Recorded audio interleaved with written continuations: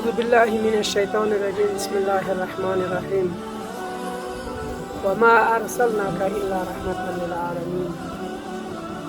خداوند ایده را رحمت و برکت برایشان نصیب بگرداند و توفیق هدایت عملی نیکی نصیب بگرداند.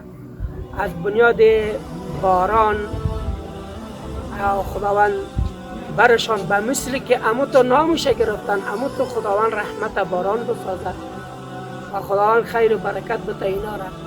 خداوند اینا را توفیق عملی نیک برایشان نصیب بگرداند.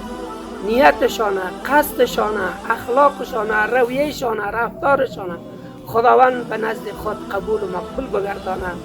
و این منطقه هم که از بسیار مردم بیچاره است، غریب است. در حق از هم دعا میکنیم که خداوند ما و شما را، تمام مسلمان ها را در هر سرزمینی که است و در هر جایی که از کلمه گو است که لا اله الا الله محمد رسول الله میگه، خداوند برای از رحمت نصیب بگرداند، رحمت باران نصیب بگرداند، اخلاق طیبه، عمل صالحه نصیب بگرداند.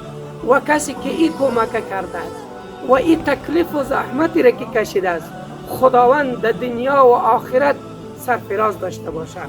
و ما توفیقی الا بالله علیه توکلت و الیه.